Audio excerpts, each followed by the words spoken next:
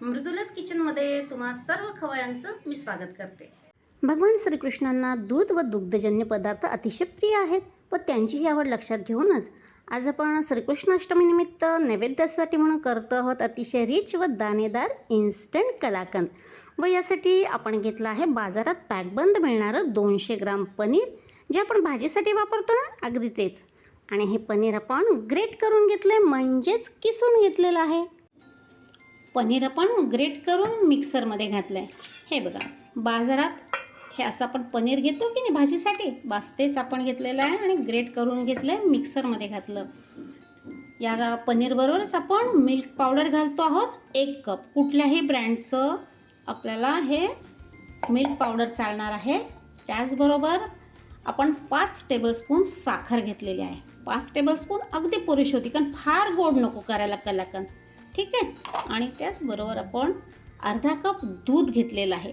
नेहमीप्रमाणे दूध व्यवस्थित तापवून घेतलं आहे आणि नंतर आता रूम टेम्परेचरला आलेलं आहे. हे सर्व साहित्य आपण मिक्सरमध्ये चर्न करून घेऊयात. हे बघा, आपण असं रवाळ चर्न केलं आहे, पेस्ट करून घेतली नाही, रवाळ ठेवलेलं आहे.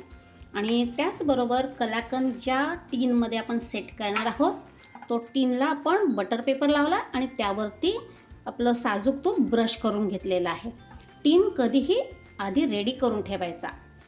आपण गॅसवरती नॉनस्टिक कढई चढवली आहे आणि गॅसची फ्लेम अगदी लो करायची आहे आपल्याला. आणि यामध्ये आता आपण 1 टेबलस्पून साजूक तूप घालूयात.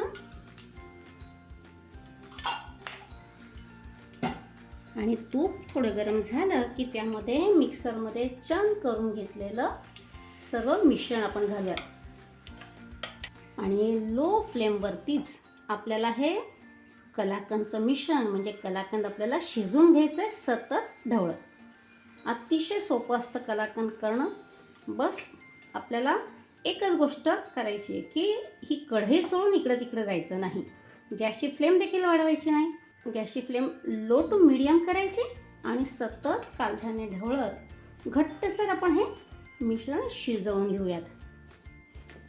हे बघा, आपण हे मिश्रण शिजवतो आहे अवघ्या 5 मिनटामध्ये. बघा किती दाट झालं आहे की नाही, परफेक्ट. आता यामध्ये आपल्याला वेलची पावडर घालायची आहे. मी 3 वेलची बारीक कुटून घेतलेले आहे. तुम्हाला हवं तर यावेळेस तुम्ही केशर घातलं तरीही चालेल.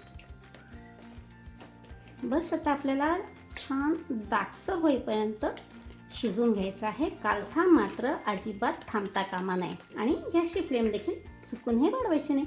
आता लवकरच तयार होईल. हे बघ, कलाकंदची कन्सिस्टन्सी तुम्ही बघा, छान दाट झालं आहे की नाही. आता जर तुम्हाला वड्या पाडायच्या नसतील कलाकंदच्या, तर तुम्ही या क्षणी गॅस बंद करा आणि छोट्या बोलमध्ये तुम्ही असा कलाकंदचा एक पोर्शन काढून ठेवा. पण मला जरा वड्या पाडायच्या आहेत, तर मी काय करते, अजून 1-2 मिनटं याला परतून घेते. खूप जणांना असं वाटीत चमच्याने खायला फार आवडतं, वाटीत घेऊन, तर तुम्ही तसंही सर्व करू शकता, काही प्रॉब्लेम नाही. बरं, आपण हे दाट करणार आहोत थोडंसं अजून किती 1-2 मिनटं, जास्तही ड्राय करायचं नाही. नसता काय होतं, मग वड्या पडत नाही, मोकळं असं मिश्रण होतं. बस आपल्याला हे परतून घेणं पुरे करायचं आहे. बघा, अशी चमच्याने ओतलं तर बघा कसं दिसतंय. बस इतपतच आपल्याला शिजवायचं आहे. तर मी आता गॅस बंद करते आणि आपण जो टीन तयार करून ठेवलेला आहे ना, त्याच्यामध्ये आपण ओतून घेऊयात. टीनमध्ये ओतून घेतलं की जरा आपण सारखं करूयात. मला ही वडी जरा जाडसर हवी आहे ना, म्हणून मी पूर्ण टीनभर नाही पसरवत, एका साईडला केली. बघा, तुम्हाला कितपत जाड हवं तशी तुम्ही ही कलाकंदची वडी सेट करू शकता. अवघे 10 मिनटं लागलेत बरं का आपल्याला हा कलाकंद करायला. कसं ना, सणावारामध्ये भरपूर कामं असतात आणि मग स्वीट वगैरे कसं जर झटपट होणारं केलं की वेळ वाचतो आणि इतर काम आपल्याला करता येतात. मग आपण सेट केली, बेतात जाड अशी ठेवलेली आपण, फार जाडे नाही आणि फार पातळही नाही. यावरती आपण थोडेसे पिस्त्याचे काप लावूयात. तुम्ही तुमच्या आवडीचे ड्रायफ्रूट लावले तरी हरकत नाही. आणि स्पॅटुलाने जराशा आपण दाबून घेऊयात. त्याचबरोबर केशराचे आपण थोडे धागे देखील घालूयात. हे धागे देखील आपण असे हलकेच दाबून घेऊ, म्हणजे काय होईल ते व्यवस्थित चिटकतील. बस आता 15 मिनटं आपण हे कलाकंद सेट व्हायला ठेवूयात. कलाकंद सेट करून 15 मिनटं झालेली आहेत. आता आपल्याला सुरीने फक्त मार्किंग करून घ्यायचं आहे. कारण पूर्ण कलाकंद सेट झालं की मग वड्या करणं अवघड होतं, तुकडे तुकडे पडतात वेडेवाकडे, हो की नाही. म्हणून आपण आत्ता फक्त सुरीने अशी कट लावून देऊयात, मार्क करून ठेवूयात. म्हणजे जेव्हा कलाकंद पूर्ण सेट होईल तर आपल्याला वड्या काढायला व्यवस्थित वड्या काढता येतील. आपल्याला सोयीचं होईल आपल्याला वड्या काढायला. तुम्हाला हव्यात आकारात कलाकंदच्या तुम्ही वड्या कापू शकता, चौकोनी किंवा रेक्टँगल शेपमध्ये.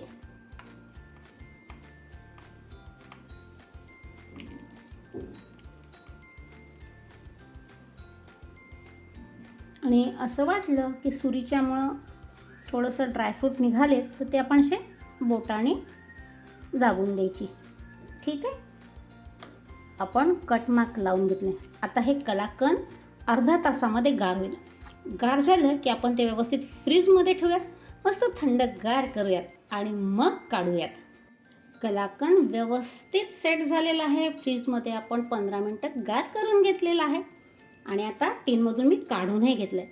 हा बटर पेपर लावल्यामुळं मला टीनमधून काढणं अगदी सोयीचं झालं. बघा, अगदी व्यवस्थित सेट झालेलं आहे. आणि आपण कट मार्क लावून घेतले होते आधीच, त्यामुळं आपल्याला वड्या काढणं देखील आता सोपं होणार आहे. आपण काढून बघूया.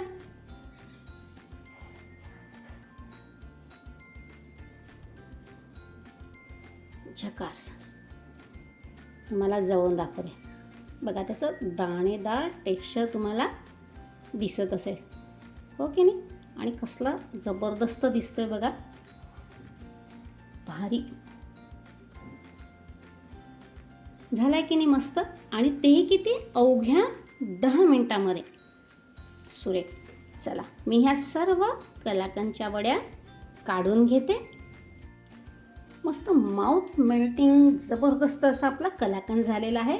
एक वडी आपण मोडून पाहूयात.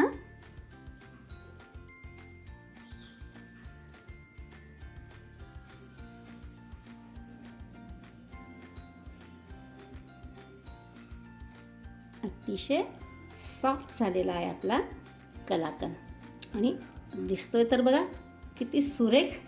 चला, आपण आता श्रीकृष्णांना नैवेद्य दाखवूयात, भोग लावूयात. रिच व दाणेदार झटपट होणारं कलाकंद रेडी आहे. हे माउथ मेल्टिंग रिच कलाकंद आज आपण श्रीकृष्णाष्टमीनिमित्त नैवेद्य म्हणून केलं आहे. पण इतर वेळही छोट्या मोठ्या पार्टींमध्ये स्वीट डिश म्हणून, सणावारात गोडाधोडाचा बेत म्हणून खवय्यांनं नक्की ट्राय करा. याआधी आपण केलेल्या कृष्णाष्टमी विशेष रेसिपी व्हिडिओच्या लिंक्स डिस्क्रिप्शन बॉक्समध्ये दिलेले आहे, त्याही चेक करा. आपणा सर्वांना श्रीकृष्ण जन्मोत्सवाच्या हार्दिक शुभेच्छा.